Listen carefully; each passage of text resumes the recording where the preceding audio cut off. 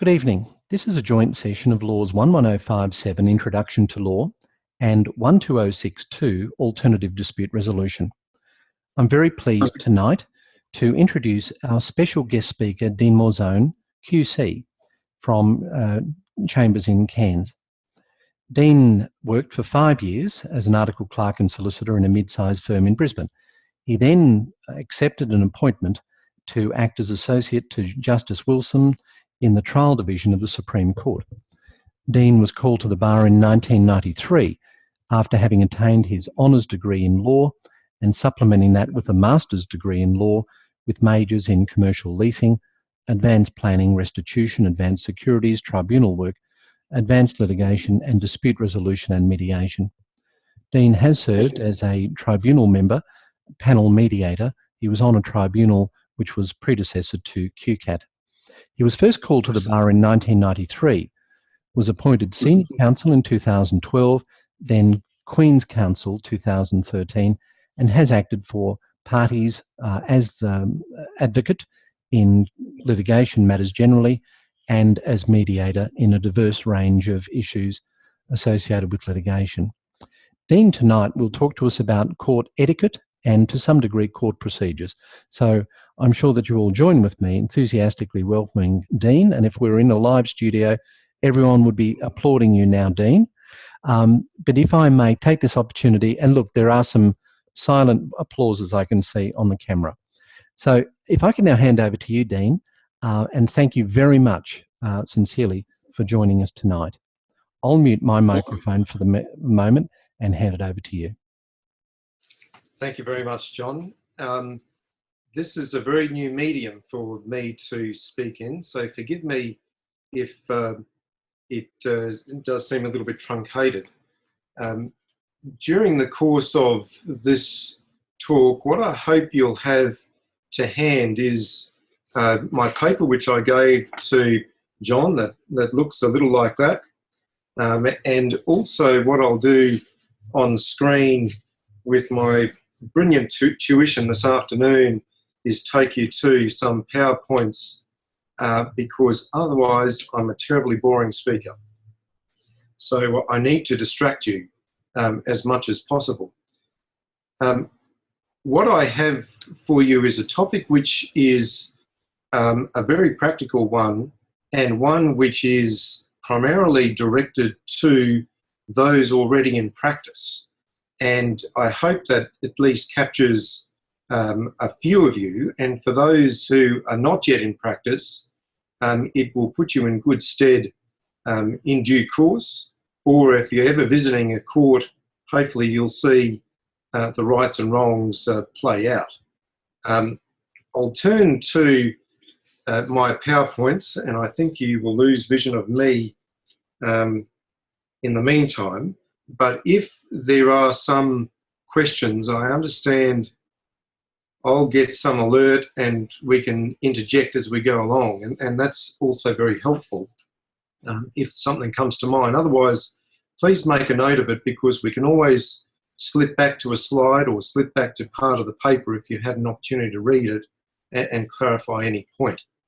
So if I turn now to the PowerPoint, and hopefully you can see that now on your screen. If there's someone who has difficulty with that, speak now or forever hold your peace, I suppose. All good? Anyway, you see the title page, Court Etiquette.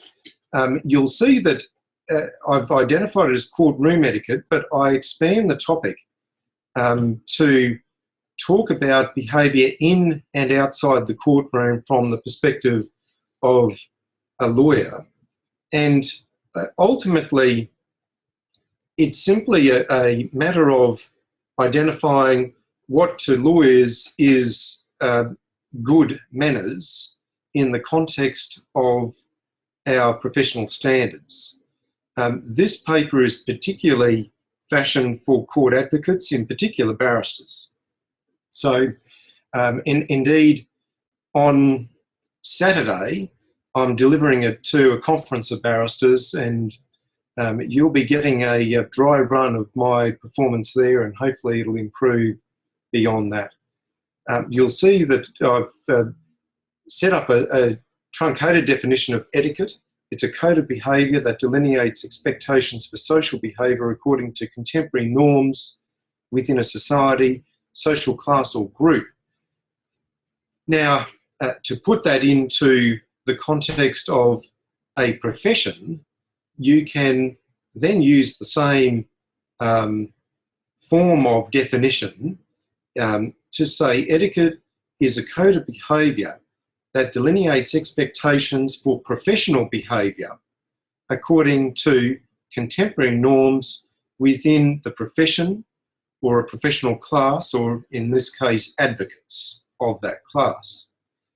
And I divide the paper up into manners which are personal, that is something going to personal integrity, as well as in-court behaviour and out-of-court behaviour. The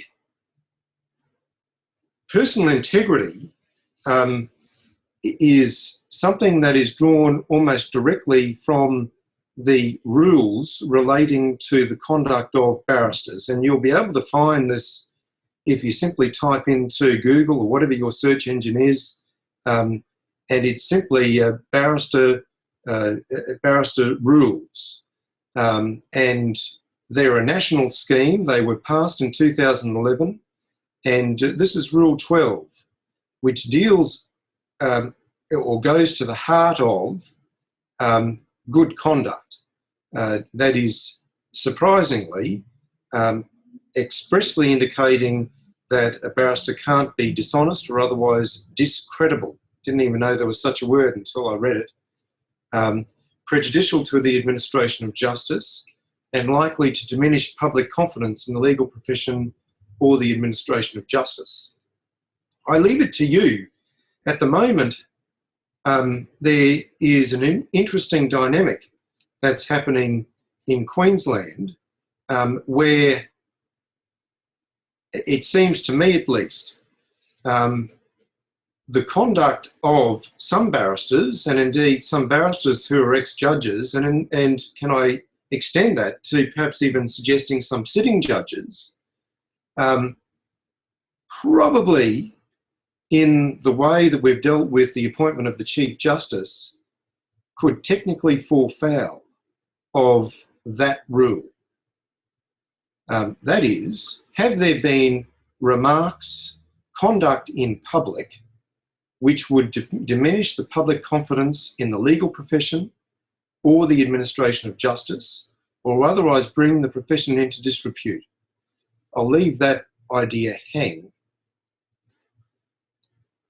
In relation to the court, which is the second aspect of integrity, barristers and solicitors are first and foremost officers of the court.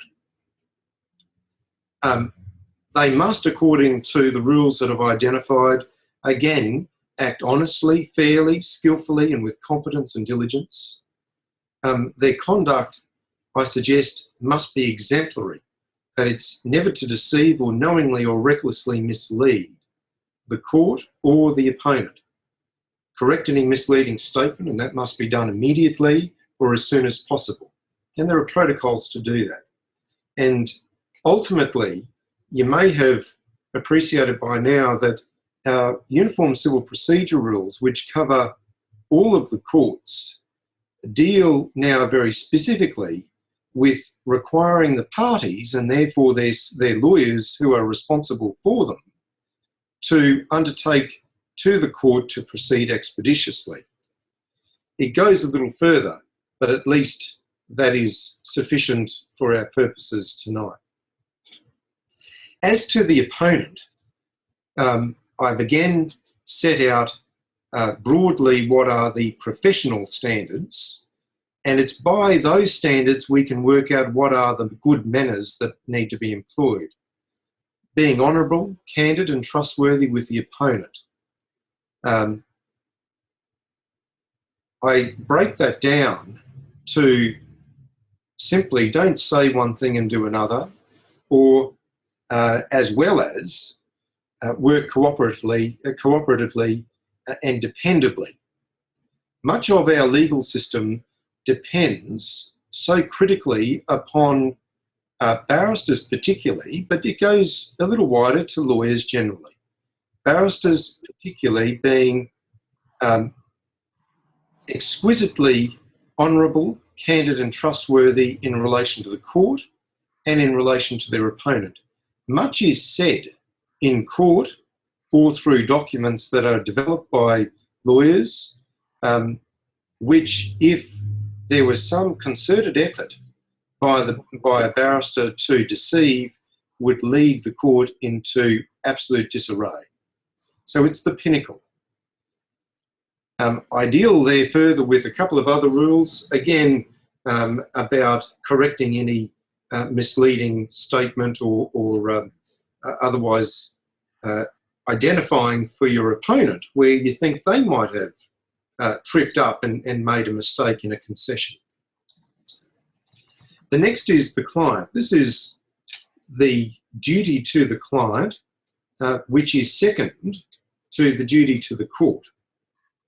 And that often surprises people, particularly clients who want you to be a little less candid with the court, or at least are a little bit upset when you're required to answer a question to the judge, which may be a concession or some acceptance which is against your client's case. Your duty to the client is second. I've set out the two rules there that you can read. It is in that context that is your first duty is to the court, but you must secondly promote fearlessly but properly and lawfully the client's case. It requires the barrister to exercise that with all due skill and diligence. So again, a very high order of conduct, and cannot act within the barrister's own interests. Rule 39 simply follows from that, that is to assist the client so as to ensure that there is a complete understanding of what are the issues. Surprisingly, there is also a duty in respect of witnesses. I've picked out two rules which again frame the overall requirement for good manners. That is, ensure all allegations or suggestions are reasonably justified and available on the material. In other words, you can't just make it up. You can't just put a theory which the barrister has come up with as a theory overnight. The barrister can cross-examine, but with appropriate robustness. So it's not a matter of bullying or harassing or trying to embarrass the witness. In relation to sex crimes, most particularly, there's a rule which is a little unusual, it seems to me, but it's only in relation to sex crime victims that there is a positive obligation not to mislead or confuse the witness. I do wonder whether or not there's a positive, there's a license to do otherwise with any other witness. I'd be surprised. And the second is not to unduly annoy, harass, intimidate, offend, oppress, humiliate, or be repetitive in respect of a sex crime victim. So there's a particular category of witness which requires a particular standard of conduct. It's then against that background, and if you can recall the second slide, it deals with professional manners expected of barristers in compliance with the contemporary standards of behaviour. Well, the contemporary standards of behaviour are those which are set by the rules of conduct. And it's from that that we can then apply good manners. So it's not just simply what is carte blanche, it is within a particular paradigm of professional obligations. this is where I diverge a little more into the paper. First, what I do is you'll see the paper's divided up into various stages. That is, you know, entering court, before court, being in court, and after court, and the like. So to some extent, the paper is a little repetitive, so you need to forgive me about that. But the idea is to be able to provide an overview of broad behaviour which will be acceptable. In the first set of rules, it's no different to any other social norm, being on time. So the first opportunity that advocates have of impressing the judge is the moment the judge sets eyes on him or her as the judge walks to their chair on the bench. If you're not there and your opponent is, let me tell you, you're not going to receive a very good response when the judge arrives. Or if you are there and you're fiddling with papers and still trying to get organised and pulling things out of your bag, again, that leaves a very poor impression. The art of being a good barrister ultimately is an art of persuasion. It's being the advocate. If you start off with a negative vibe, you're hardly going to be persuasive.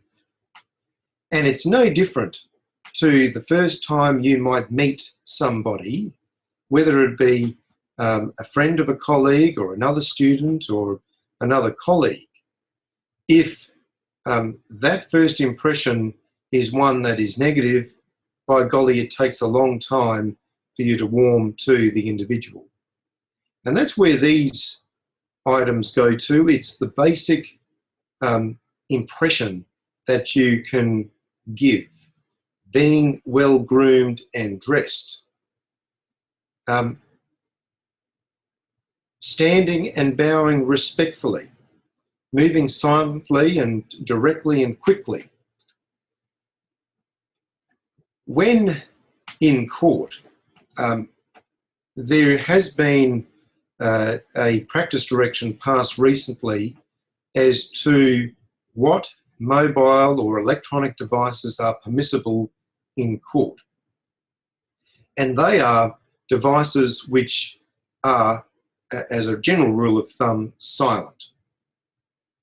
So your electronic and telephone protocols are drawn from a practice direction, which permits, for example, you to SMS while at the bar table. It's probably not a wise thing to do when the judge is speaking with you. But it also permits, though, you to enter dates or look at dates in a mobile phone or iPad or other Android device to work out whether or not you've got available dates. The court is now used to that sort of document. That is an electronic document. But you still get the same old very poor wrath or heavy wrath if your telephone rings loudly.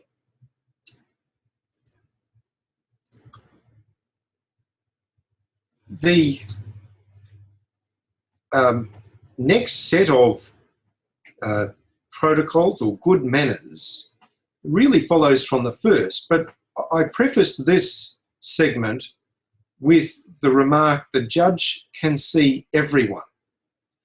Now, the picture I've got there of some very famous actors is the closest I could get to giving you the impression of what the judge sees.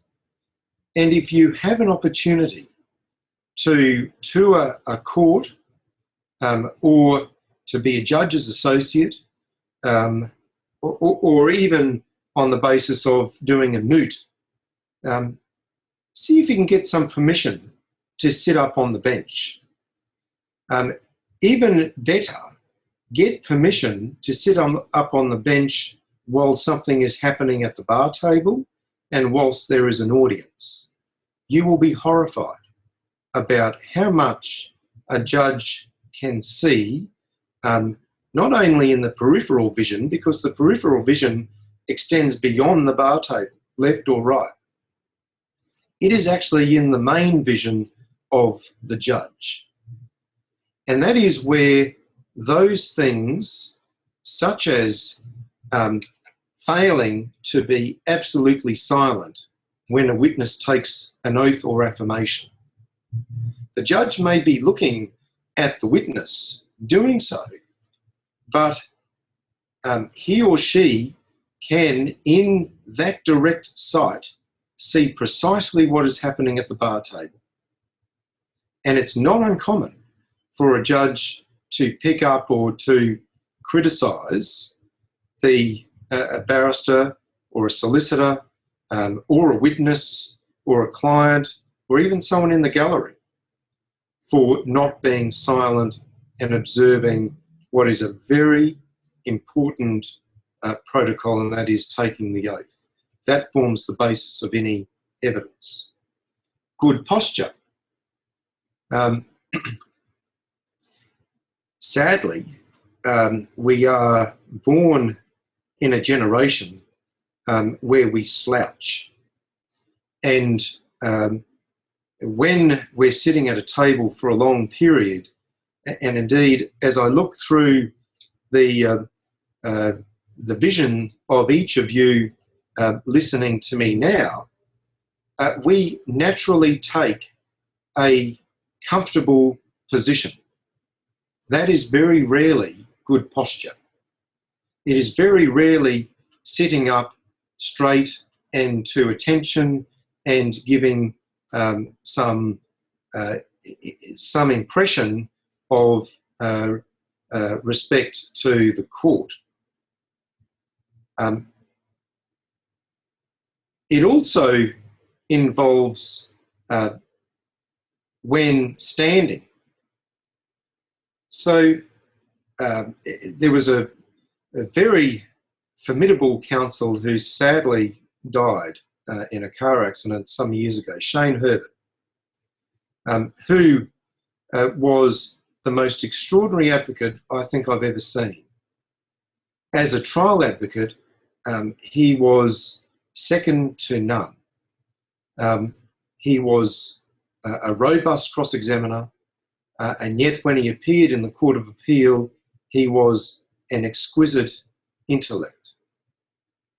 He practiced predominantly in crime.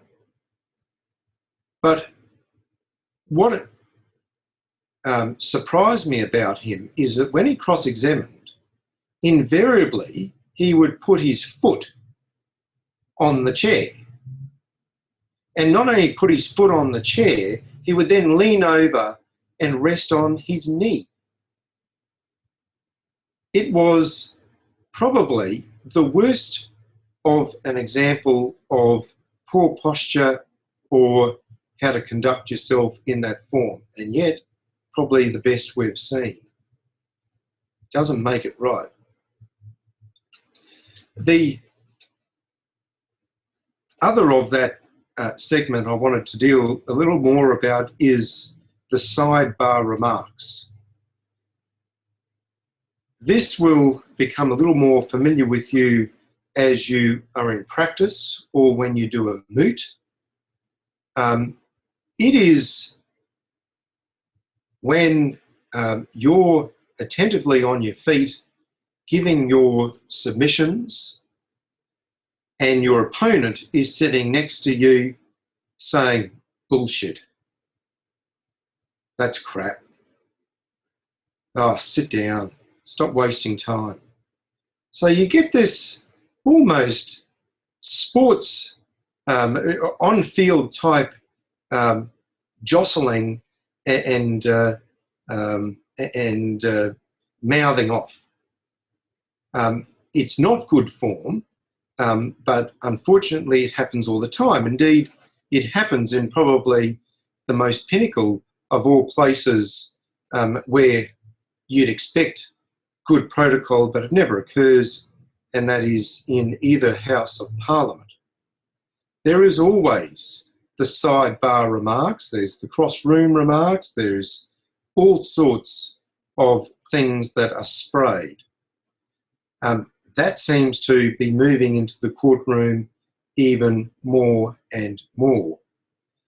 It seems, as I say in the paper, that advocates do put some emphasis, and I think an improper one, on playing the person rather than the ball.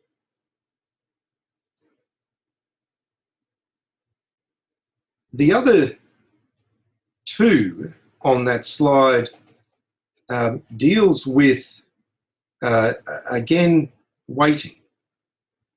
It's a little like when we're sitting at the dinner table and we're finished eating and we simply collect our fork and knife and plate and leave the table and go away before others finish eating. It's just bad manners. Similarly, whilst at the bar table, it surprises me at how many people commence to pack up their books whilst the judge is giving judgment. How many people, how many barristers particularly, who would know as expert advocates, who leave the bar table empty. And the protocol is that the bar table should never be empty. That is, the court should never be empty. If there is no one at the bar table, then any barrister or solicitor would sit there in effect to give the judge company within the court. They don't have to be appearing on a case immediately, and if it's not their case next heard, they can simply withdraw.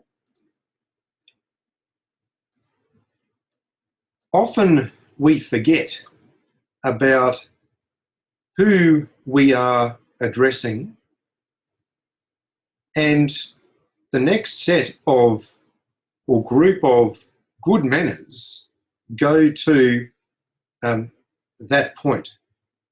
The judge is the main focal point of everything that occurs in the courtroom, and he only or she only becomes, or that focal point only becomes shared if there is a jury. And I say shared, the jury would be then your main focal point insofar as addressing factual matters, and the judge insofar as a criminal advocate might address legal matters.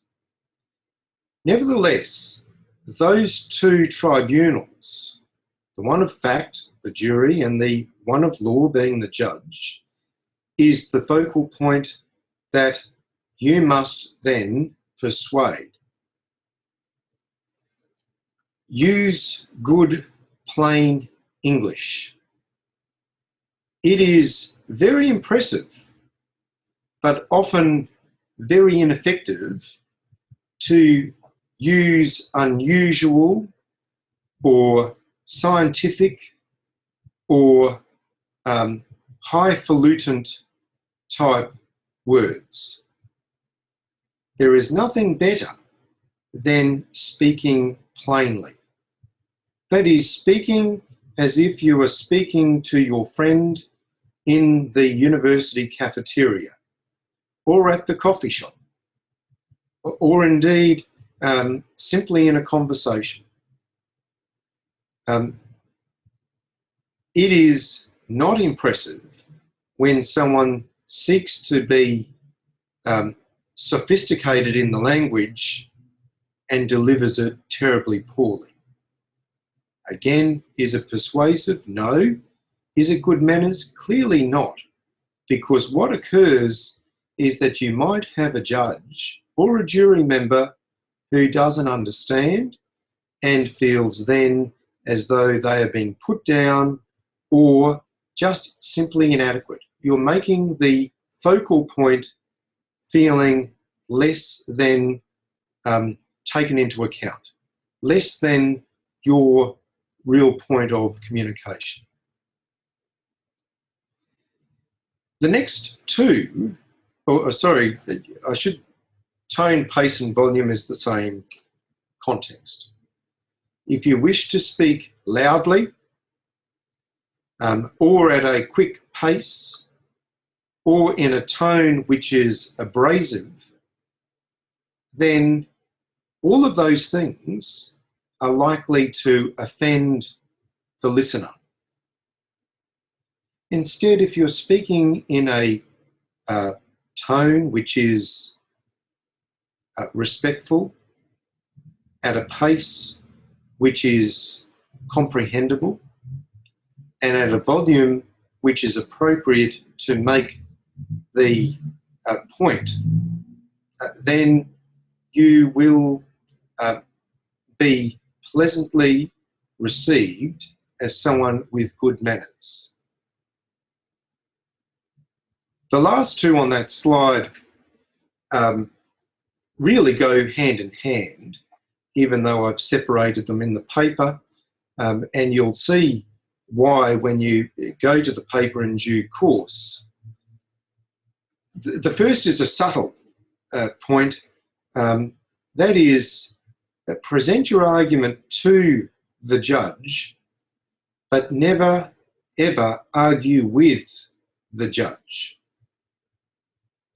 This is unfortunately one of the most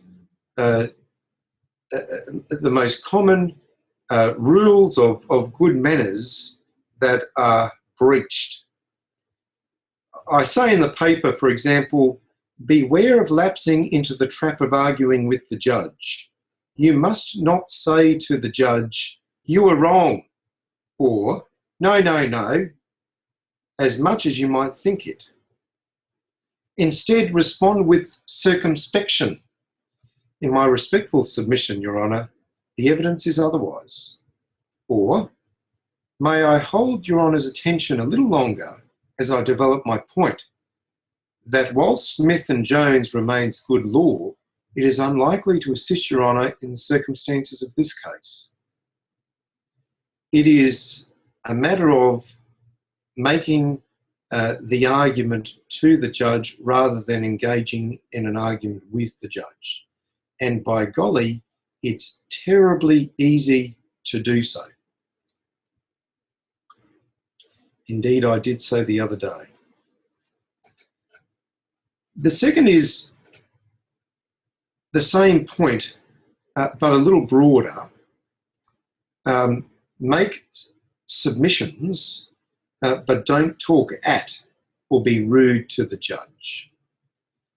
It is sufficient that is dealt with in the earlier topic, but you'll see in the paper that it goes a little further, dealing with a raised voice, aggressive tone, arrogance, the way your submissions are delivered, being inconsiderate, talking over the judge. So it's a matter of making submissions. You're not there to make the speech of the nation, and you're not trying to shove it down the throat of your audience. That is not good manners. So I set out there in a more positive form, address the judge politely, correctly and respectfully, and I list those things.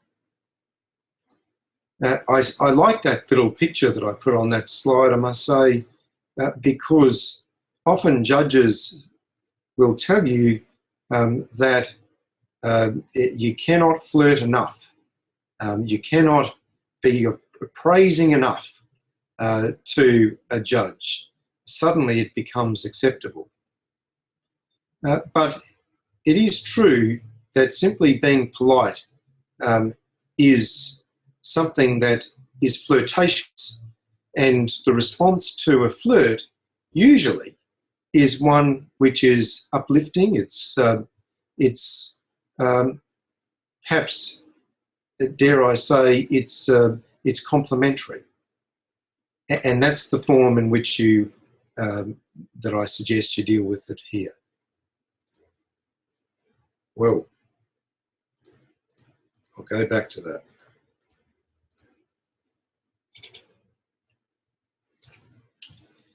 This plays on the point a little bit more, but it's more about conduct. Poise and grace, I called it. That is remaining respectful and courteous to the judge at all times. This you would appreciate, I suspect, may not be reciprocated. Judges yell, judges are rude, judges are demeaning, judges attack you, they attack your client, they attack your case. You must remain respectful and courteous at all times, and you will have already discovered that either in moots or simply observing even television court cases. Accept rulings respectfully. Of course, in a two-horse race, in two-party cases, there is always a winner and there's always a loser. It's rarely a win-win, as you'll discover might be the benefits of a mediation or some alternative dispute resolution. There is always a loser. It's not the time to throw the books around and huff and a puff or whisper to your instructor, well, we'll appeal this bastard, or the like. One of the very, very valuable lessons I learnt when I first came to the bar was the brilliant acoustics in the courtroom. And that is particularly so in modern courtrooms, except one large exception. The new courtrooms in Brisbane are absolutely hopeless. That is, you could almost yell from one side of the room to the other and no one will hear you. But in I can tell you in Cairns, for example, if you whisper at one end of the one corner and stand or have someone stand at the other, you will hear very clearly, crystal clearly, the whisper. And that is a very powerful lesson, which at least the judge can hear. But more so than that, now that our courts are what we call alive, almost 24 hours, everything that's said or done in the courtroom is recorded digitally. They are live. So as soon as someone walks in the door, the microphones are so powerful that even the whispered remark gets recorded in the digital recording that occurs somewhere else in the country. It's all done remotely. And unfortunately for some, when they've obtained transcripts of hearings, the court reporters, and now it's Auscript throughout Queensland, don't particularly know or care whether or not the words used are actually at the beginning of the case or might have occurred before the case. The recording doesn't turn off when the judge leaves the room for a morning tea break, and the recording doesn't turn off after the judge leaves at the end of the day. And sadly, there have been recordings of people who are making disparaging remarks, not only of the judge's ruling, but of the judge, him or herself. And they've been reprimanded for doing so. These, again, are very basic manners, but in the context of a court case, critical. Never interrupt the judge, particularly at the time of giving a decision. Don't continue the argument. The decision once made is made. Your argument can only then be delivered to the Court of Appeal or the appellate court from that point.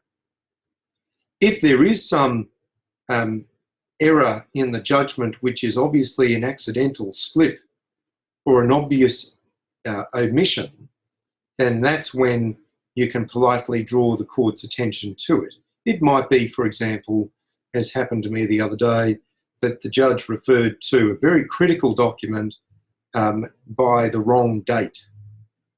And if it was the wrong date, it wasn't the document that was critical to the decision. It was one which didn't exist.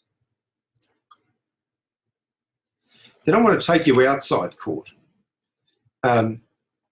This is an area which has become more and more less, it's a strange way to put it, but more and more undisciplined or less disciplined in recent times. And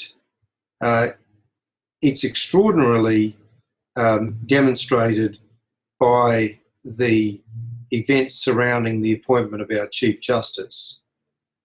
But in respect of court cases, it seems to also lack particular discipline. It lacks good manners.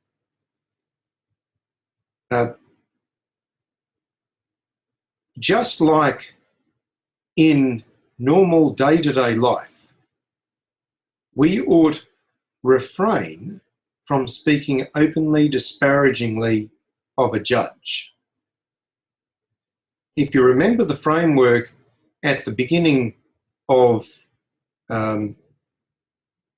this slide, and I'll take you to that.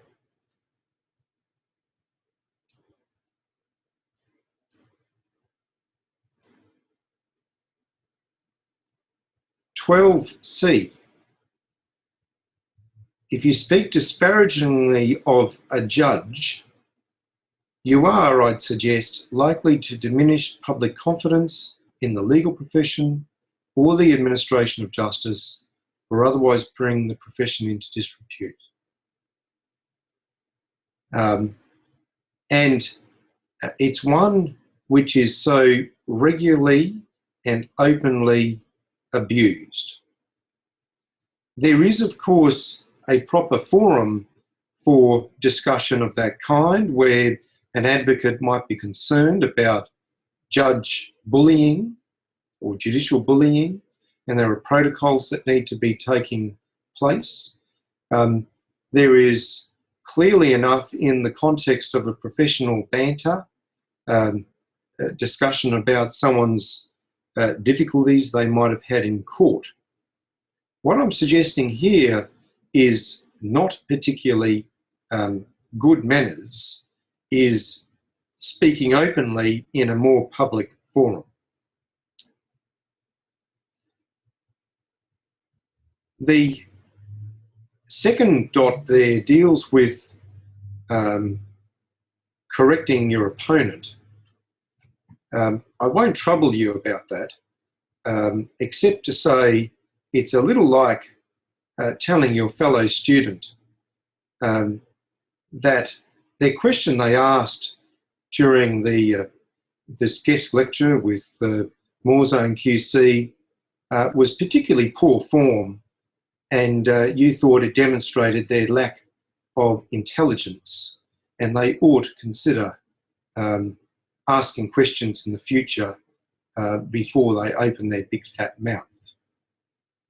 That's the type of correction. It's neither your place, nor is it good manners to say that.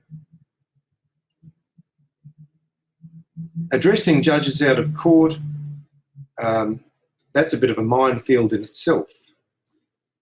You will see in newspapers judges are variously referred to. That's in a different form of protocol. That is, when writing about judges, there's nothing different to writing about them in the newspaper as you would in writing them about a judge in submissions or in some paper. It seems that for Supreme Court judges and federal court judges, as well as High Court judges, we've lapsed into this shortened version of, for example, Justice Williams. The proper version, when addressing judges in a more formal sense, is the Honourable Mr. Justice Williams. The papers like it even better. They say Justice Glenn Williams. So they want to use the Christian name for every judge, and you'll see that in newspapers. That's a phenomenon that started about 10 years ago. It started to humanise, or at least reduce the standing, in my view, of the judges. When addressing a judge outside court, they're simply referred to as judge. Hello, judge. Goodbye, judge. Good morning, judge. If it's a magistrate, then it's Mr. or Miss, Mrs. and the surname. If it's a Federal Circuit Court judge, then you're again in a minefield there, because those who deal with family court work simply like to be known as Mr. or Mrs. Otherwise, they should probably be called judge. But there are protocols that apply to the various judicial officers. I needn't trouble you about the balance of that slide, I don't think.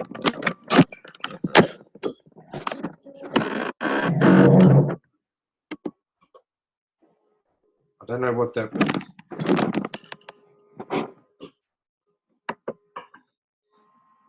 The last slide, it sounds as back online.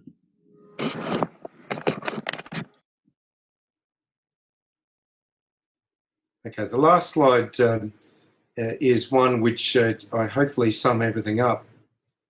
Courtroom etiquette, more than just good manners underpinned by professional standards and rules of conduct, it is critical to your reputation, respect and good standing. This is probably simply stated, but most significantly powerful.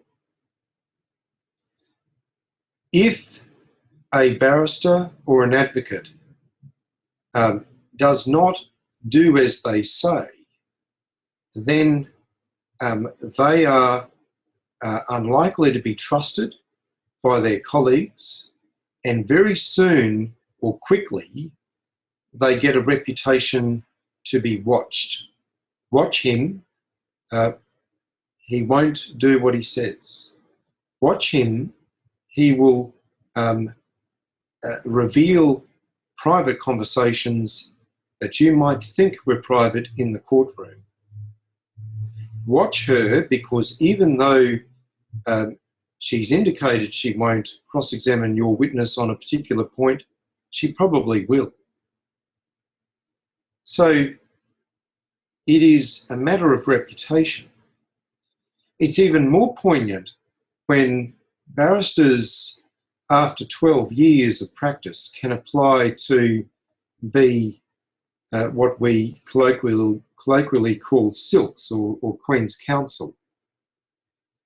That process involves the judges of the Supreme Court primarily voting for your good standing. So your reputation in court is particularly scrutinised as an applicant to take silk, and the judges are the judges of it. They then recommend to the Chief Justice who they think fits the particular standard, and there are various protocols, and the Chief Justice then will recommend to the Governor and Council, and you get letters patent. More than that, as well as the judges being the assessors of your good standing and legal acumen, your colleagues are also asked about whether or not you're worthy of silk, having regard to the various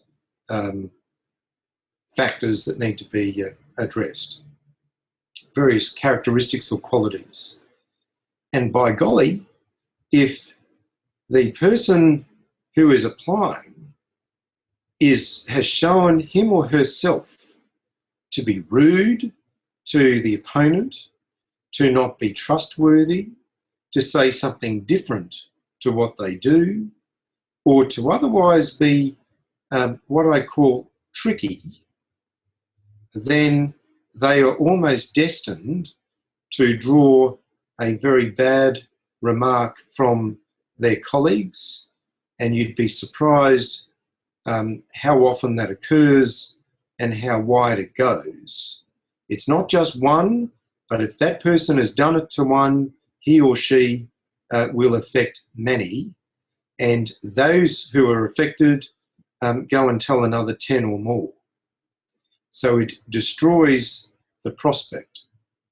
So courtroom etiquette, both in and out of the court, where it affects your relationship with colleagues and the relationship with judges of the court, can have a critical, rightly so, impact upon your standing in the profession, and therefore your chance of being elevated within it.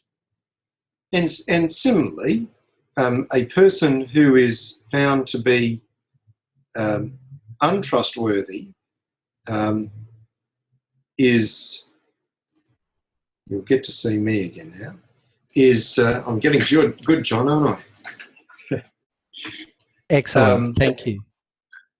The person who is found to be untrustworthy or doesn't display good manners, and I'm talking about not of someone who is not good at their job. I'm talking about the person who is good at their job in the context of intellect, of application, of ability, aptitude, their delivery. But if they are rude, they don't exercise good manners, or putting it nicely, good courtroom etiquette, whether that's before or after entering the court, their career will be doomed to stop at a certain level. And those who aspire to be silks or aspire to be judges will never make it. And there are many in that category right now who, because of their own arrogance, will continue to ignore to their own detriment the things that they're getting feedback about, particularly as silks. And I've probably bored you enough with all of that. Let's see if anyone's got any remarks or questions. Thank you very much, Dean. Collectively, if I could, on behalf of the group, thank you very much for that excellent discussion in relation to courtroom reputations and etiquettes in particular. We do have a number of questions coming through. If I could hand over to Robin first up. Are you ready, Robin, to ask a question? Yes, thanks, John. Firstly, Dan, thanks very much for taking the time out to spend with us this evening. It's been fantastic, so thank you. I can recall back in the 80s when I was a wee teenager, I was doing some work experience at high school at the local magistrates court, and even as a student, I still had to attend the court wearing a skirt or a dress. I was actually swearing witnesses, believe it or not. But yeah, they actually required me to wear a skirt and a dress. And I'm just wondering, is that the same these days with female solicitors and barristers? No, is the general answer. But some older judges sadly still will frown upon a female advocate appearing with pants or slacks. That's probably deals with the skirt or dress and pants, but generally, and in a more contemporary sense, women have been able to dress in pants or a skirt or a dress, but it is generally expected that everyone wears a jacket. So whether it's a skirt and jacket suit or pants and jacket suit, it's at least consistent with what's expected of the male advocates. I did hear, though, there's a practitioner who was telling me about, I think it was Melbourne, where advocates are attending court apparently accepted in doing so, and this is the male advocates, with open neck shirts, a bit like what I am now, which is a little bit surprising, but perhaps things are changing. Thank you, Dan. Okay, thanks. And thank you for that question, Robin. There is certainly in the magistrates' courts where I appear, a general policy where you can appear without a coat, but you would always wear a tie. My personal preference is, notwithstanding that, to always wear a coat in the magistrates' court. Generally speaking, if you're appearing in the higher courts, you'll find most people wear dark suits or dark coats rather than light coloured ones. Now, that may be different in different regional areas around the state, but generally speaking, it can be slightly more relaxed in the magistrates' court, but I would definitely opt for the, most certainly a coat, and a dark coat probably in the higher courts. Comfortable with that, Dean? Absolutely. All right. Libby, if you're ready to ask a question, I know you don't have a camera, but if you could just ask your question now if you're ready to go. Thanks, Libby. Yes, hi. Thanks, Dean, for a really informative talk this evening. My question is about the sidebar remarks that you discussed are becoming more prevalent recently. And given that the court and judges alike really respect and value people being polite and respectful, I'm interested in why judges are tolerating that as a behaviour.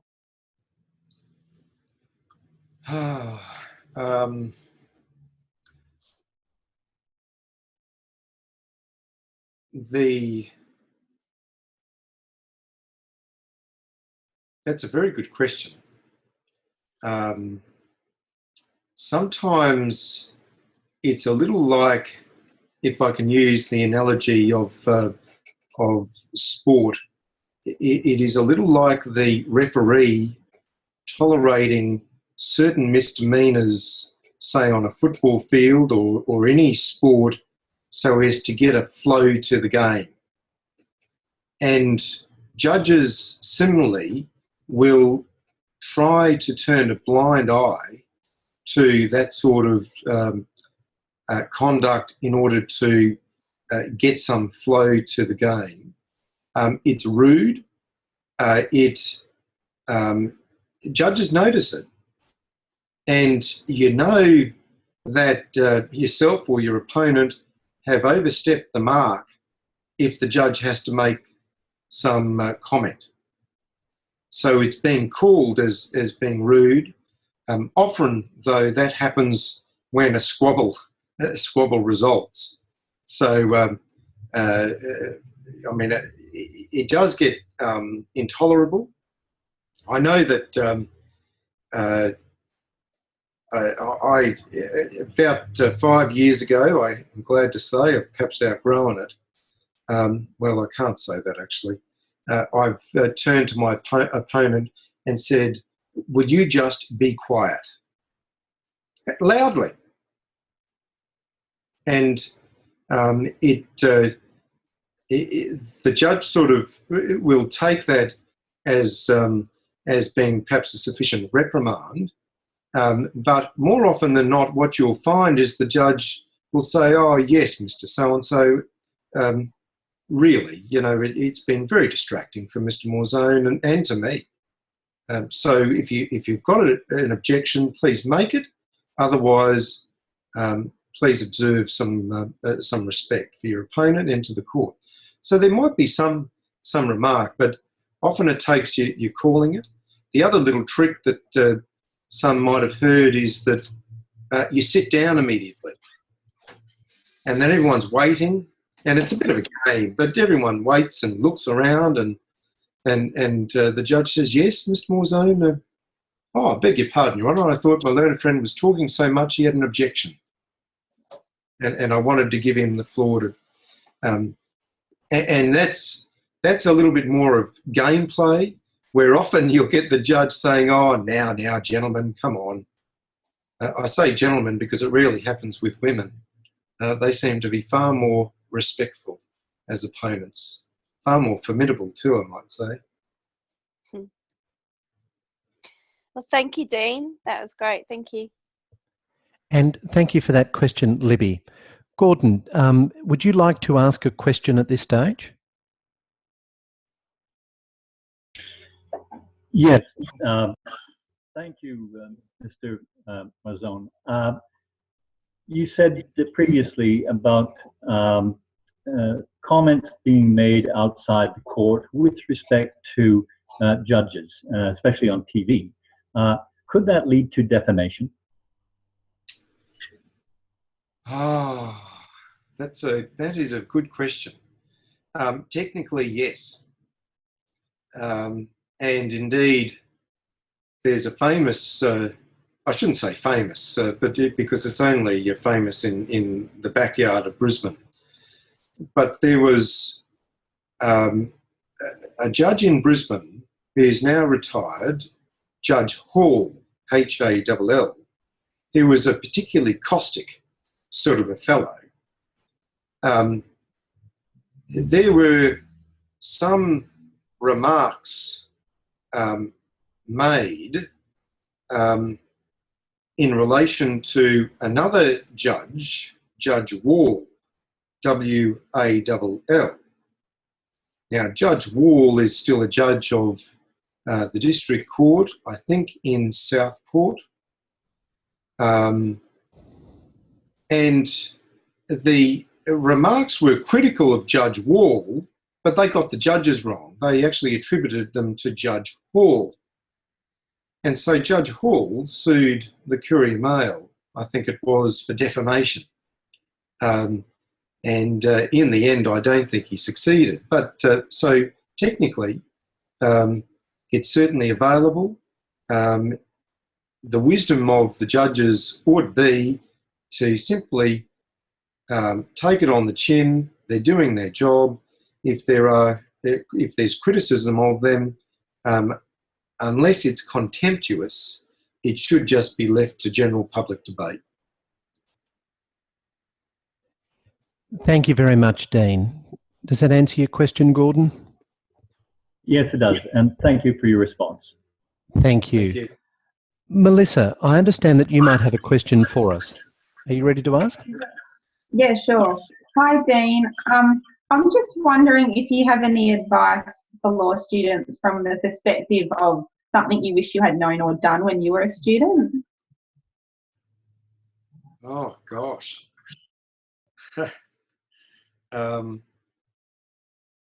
That is probably too many and varied to answer simply.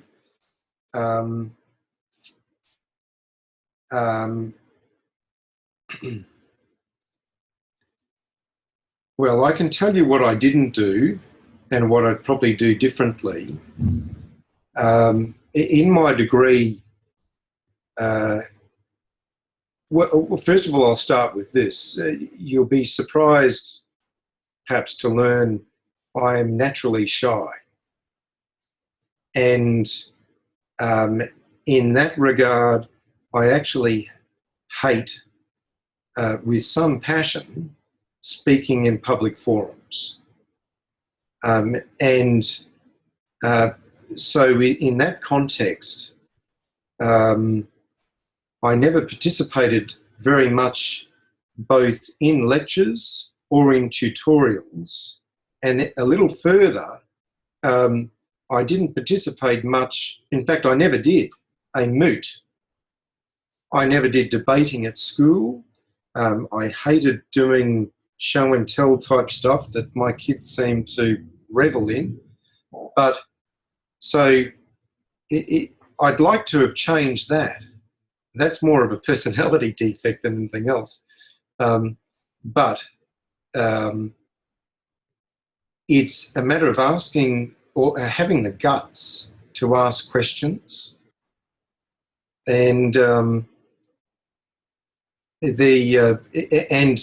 but doing so with some humility that you're probably going to make a fool of yourself. And that was my fear, of making a fool of myself and being held up to ridicule. So it's having the guts, I suppose, and being humble about it.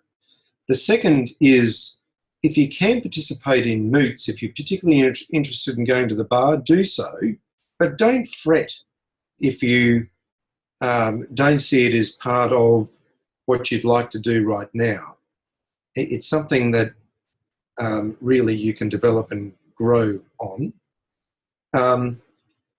What I would certainly suggest you do is take the opportunity to go and visit the courts as a member of the public, sit in the back of the courtroom, see what goes on. It's a different perspective, but you get a bit of a feel of real life, and hopefully you also get a bit of a feel that good advocates are those that naturally speak. They're not those who are on a podium as if they're giving the greatest speech in the world. They're not seeking to be hoity-toity or to be something that they're not. They naturally speak. And one of the greatest examples of natural speaking is, may I say, Barack Obama. When you watch him give a speech to the United States, whether it's the State of Union address or some other address, whether it's in the media, he naturally speaks. If you can develop that, it's a magnificent strength. But when I say develop it, it's really to hark back to how you'd speak across the dinner table at home, or how you'd speak to your friend in the coffee shop. So it's really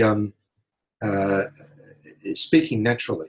So it's going to court. The other is, if you can get the opportunity, and they're as rare as hen's teeth, but if you can, and you're interested in going to the bar more so, apply to be a judge's associate. It gives you generally 1 year with the judge, where you can see almost from the judge's perspective. You're sitting lower, of course, in front of the judge, but you're looking at the courtroom, and you can see what is going on and how things are evolving. And it's very, very powerful being, if you even pretend for a minute you're the judge, it's very powerful having the physical sense of being persuaded. John introduced me a little earlier, and indeed he is currently a member of a tribunal. I was a member of the CCT, I forget for how long, but it seemed to be forever. But you did sit in the capacity of a judge, and I used to run my hearings very much like a courtroom, perhaps with a little less formality, but certainly more formality than what is encouraged now in QCAT, where, to my horror, people don't even stand when you enter a room, or they don't even stand where they're speaking to the presiding member. But it's that sort of role that's similar to that as an associate, or even being part of a moot where you actually physically feel persuaded. Your senses are changed. So I'd suggest you do that sort of thing. As far as some basic stuff, every single one of you should know acutely how to answer exam questions. And there is a particular formula, and it's a formula which is to varying small degrees common amongst all universities. And it's a formula which you will use for your assignments, for your exam questions, which are problems, for your opinions when you're a barrister or a solicitor, and your submissions when you're in court. And it is really something you need to learn. And they're really the 5 things. You identify the issue that you're talking about. In this case, the issue is etiquette in court. You then identify what is the law about etiquette in court, and I gave you that that sort of process here. I gave you the standards of the barrister's rules. That they were the law. Then you then look at what are your facts, and you apply the law to the facts. And in this paper, again, you will see that in my delivery here, more so in the PowerPoints to you, it was to apply them back to how they fit with the barrister's rules. Then, once you've achieved that, you achieve a conclusion. You can achieve that conclusion on each little issue, but the conclusion here was the conclusion that I gave you at the end. That is the last slide about what it all means in the end. Now, that is really item 5. 4 is really the bits, what we call the sultanas, and that is putting some authority into your law. Oh, that's probably 3. So issue, law, the authority you're relying upon to state the law. In this case, I cited the barrister's rules. Apply the facts to the law. Finally, come to a conclusion. If you can get your lecturers to run that through with you, you'll be stunned how easy it is to get a 6 or a 7. Hope that sort of answers in a very long-winded way some things. That was fantastic. Thank you, Dean. And thank you very much, Dean. Could I just add a couple of things to that? The commentary that Dean gave at the end was very similar to the IRAC method, of course, that we have been implementing. Dean made comment in terms of perhaps what you should consider as you're doing your studies with a view to practice, and I certainly agree with those comments. I think it's important that you make an honest assessment of yourself. And because the commentary through this introduction to law and alternative dispute resolution is based primarily on litigation, bear in mind that that's because I'm interested in litigation, and that's where I prefer to be, in a courtroom each day. But that may not apply to you. So try to make an honest assessment of what your strengths are, what your interests are. But in doing that, be a little brave, be a little more optimistic than perhaps you might expect, because generally speaking, I think people underestimate their abilities a bit. So be a bit brave, be a little bit adventurous, and just push yourself a bit. I think it's important that you are confident and happy, so don't forget to smile. If you're in a courtroom context, or even in a social context, smiling is really important, and there's no reason why you can't in a courtroom smile and enjoy yourself. In fact, people will like it. I remember my dad gave me some advice when I first started doing some public speaking before school, and being quite terrified about it, he simply reminded me that most people that listen to you want you to do well. They're supporting you. They want you to do well. So keep that in mind. And if you see, for example, a judge in a social context, as Dean has said, don't be afraid to say, "Judge, hello, Judge," or "Good morning, Judge," words to that effect. I'd rather you spoke to the judge than said nothing at all. And I'd rather that you address the judge as judge rather than simply saying good morning. So be a little confident, and it will help you feel part of the profession as well. So there may be a few things to consider. But thank you very much for that excellent question, Melissa, and thank you for that response, Dean. Nick, could I hand over to you? Do you have a question for us? Yeah, thanks, John. Dean, living in Cairns myself, I was curious to know where your chambers are and what areas you specialised in. And going on from that, did you have, when you first started up specialising, did you have much trouble garnering business, being Cairns is not like Brisbane, so to speak? My chambers are right next to the courthouse. If you'd be familiar with the courthouse, there is the police headquarters annex to the right-hand side of the building, and my chambers are Trinity Chambers, the little shed, grey shed next to that.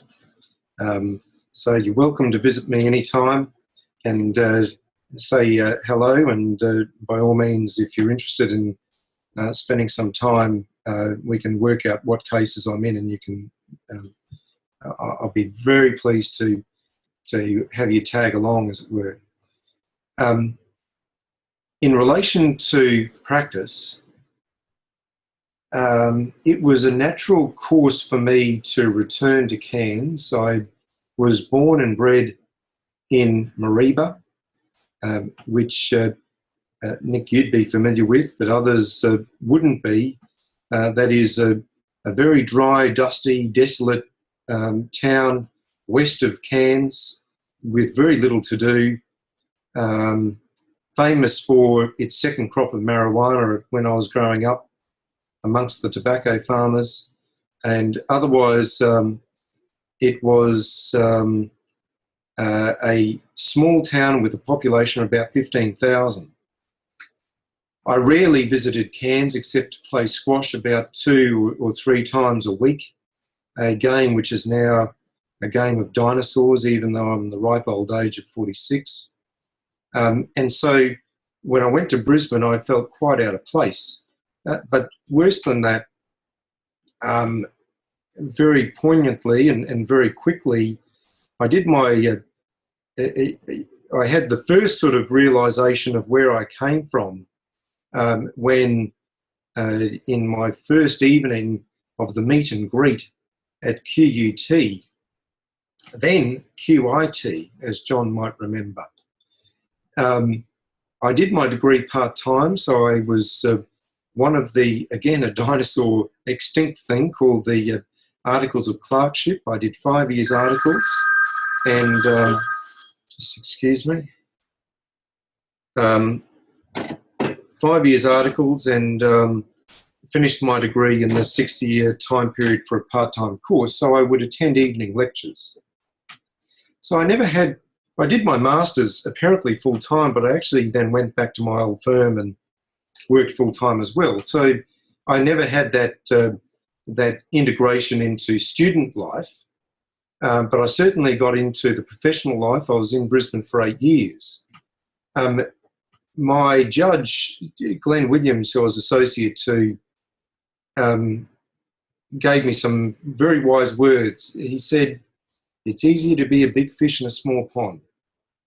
Go back and practice in Cairns. And your strengths, of course, are you're local, you know the local people, you know the local ways, you fit in there socially, your family's back here, all of those things fit." Now, I've been now in practice 20 years at the bar. My older brother, who has been in practice 25 years at the bar, decided that he would practice in Brisbane. He had quite a different transition, and he has no qualms at all of not returning to Cairns. As far as areas of practice, my areas of practice have changed dramatically in the last probably 3 to 4 years. I had originally developed quite firmly a commercial litigation practice. My master's degree assisted me in that with commercial leases, advanced litigation, advanced securities, dispute resolution and mediation. It was all geared around that type of practice. I've never been given a jury brief in a criminal matter, and until recently I haven't practiced in family law, even though I won the prize at university, which was a very good, well-kept secret for a very long time for that subject. So you can carve out a particular area, but it's a generalist practice nevertheless. When I say commercial law, it spans from any business dispute right through to any property dispute, which is broader than what would be practiced in Brisbane. But certainly it's digestible and it's able to be done. There are colleagues that I have, including the now Supreme Court judge, who only do crime. So it was, you can deal with that. There is another colleague of mine who's now the Federal Circuit Court judge here, and she only did family law.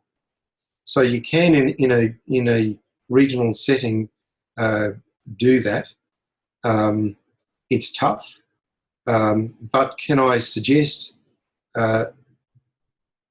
not more tough, and probably even less tough, I'd suggest, than being in Brisbane. If I can give you this analogy briefly. When you come to the bar, you have you appoint a senior master and a junior master during the period of your pupillage. Your pupillage is for 12 months. That is, you have a supervisor that you can go to check your opinion work, to ask questions of.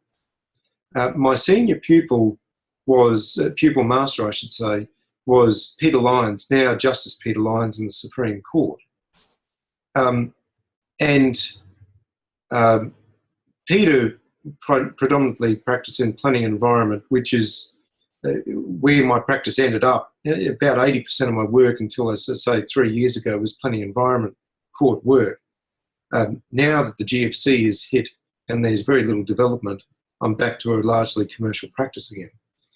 But Peter didn't hear from me for almost 2 years, if not 3, and I phoned him up and asked him about a particular question. And the unusual thing that we had was that not only had I not phoned him up about anything during my pupillage, but indeed he was my opponent on more than 10 occasions during my pupillage. So you had that distinction, young fella in Cairns regional practice in the Planning Environment Court up against a silk.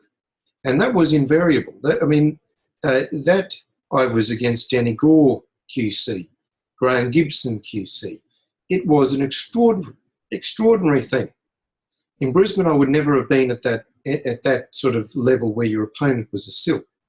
The other thing too is that he said to me what an extraordinary contrast I was with his other pupil, because silks can have 2 pupils. His other pupil at the time that I was his pupil, still after 3 years, now I'm talking 20 years ago, of course, or 18 years ago now, still hadn't, after 3 years, received his own brief. That is, a brief addressed to that particular individual. He was still doing research work and what we call deviling work, where you're a ghost writer for a barrister and they check the work and they then pen it as their own. Now, what an extraordinary contrast. By that stage, I think I had, as I say, 10 appearances against my own senior master, but I had been in all jurisdictions. I had appeared in the Court of Appeal by that stage about 5 times and had an extraordinary different track. Now, that's not too different to what's occurring now. So can I encourage you, Nick, really, if you want to be the big fish in the small pond, don't go to Brisbane. Not only that, if you also want to get the experience well beyond your years, that is, you will be more experienced than your age would give you, then you will do so in the regions. So you cover all bases, and what a lovely place to live. I hope that answers everything that you've asked. Yeah, thanks, Dean. That's fantastic. Thank you very much for that insight, Dean. That's extraordinary. And certainly as a regional practitioner, having been a practitioner in Brisbane and in the regions, I certainly support working in the regions. I think it does provide a great diversity. And from my perspective, being a solicitor in circumstances where there is essentially no local bar in Hervey Bay, I do have the opportunity to, in some ways, work in a way that a barrister might work in larger areas in Brisbane. So, for example, back in the days when we could do committals, we rarely do committals these days with cross-examination, but had the opportunity as a solicitor to do work that perhaps barristers would normally do because we didn't have a local bar. So there's a lot of advantages. Perhaps we might have one final quick question from Sarah. Sarah, are you happy to ask this final question?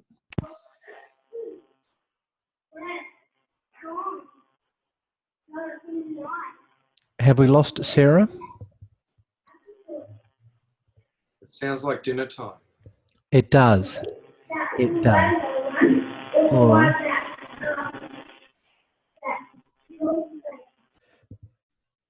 Sarah, we can see you, but we can't hear you.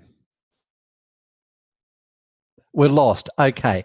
Well, I might ask the question on behalf of Sarah, and it was to the effect, shouldn't judgments such as Judge Gary Nielsen's latest be commented upon from those within the industry, leaving it to public debate eliminates points of view from most informed people available?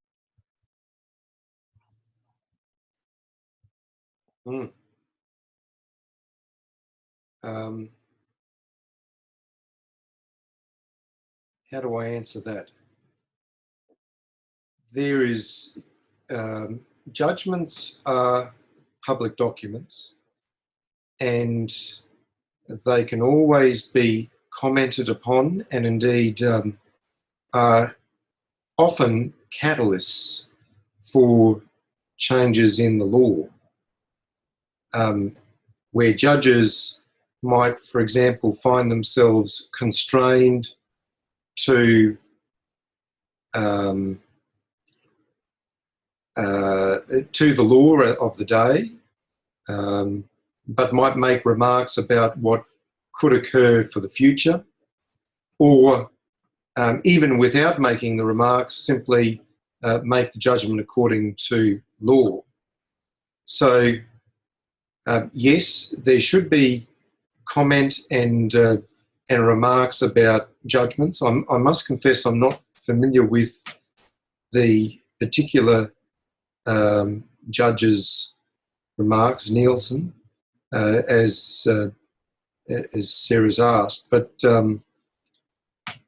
where I'm critical, though, is remarks that go to the person of the person in the judge, rather than the remarks of the court, and its criticism of the individual and their own integrity, and I think that is what's damaging. As far as public debate is concerned, we see that sort of debate most significant in relation to criminal sentencing, and it's those sorts of debates where I think you do end up with an ill-informed public. That is, judges are, whether we like it or not, bound by precedent. And it's something that does not seem to resonate with the public. And sadly, I have to say, it doesn't seem to even be understood by our political masters. So when a judge gives a sentence to the perpetrator of sexual assault, particularly for a child, then they're looking at comparatives.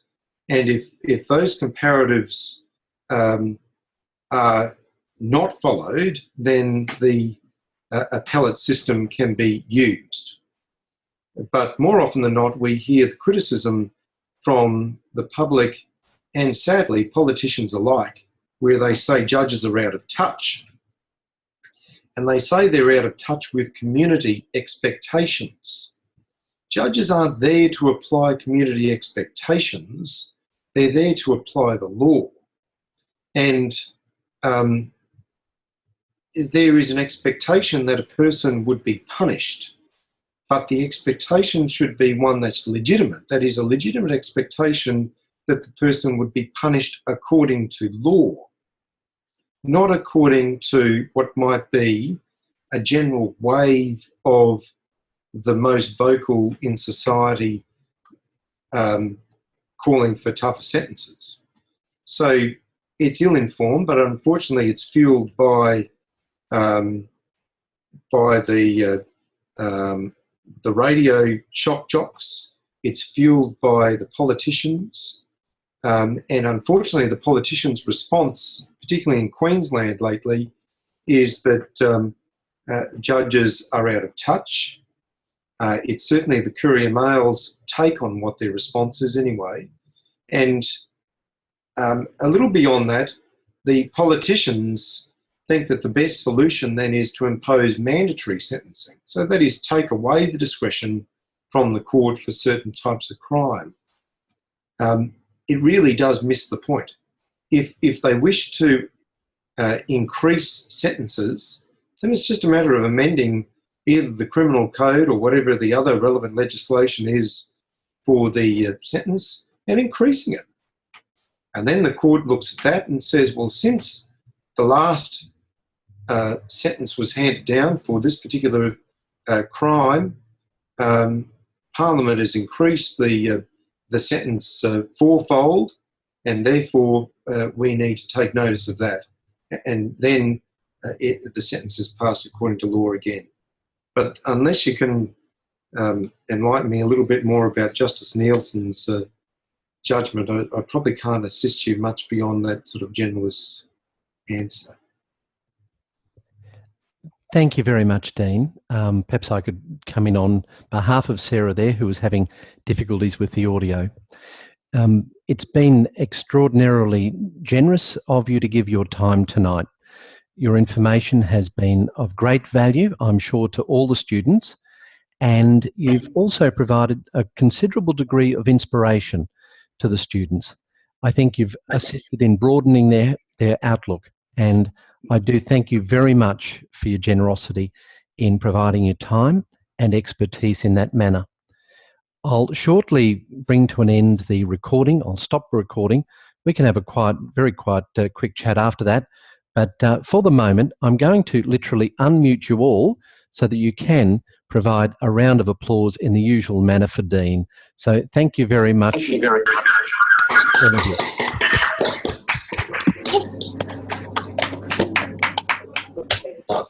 Now you're all muted again. Thank you. So, Dean, thank you very much for your assistance and your help. I'll now stop the recording.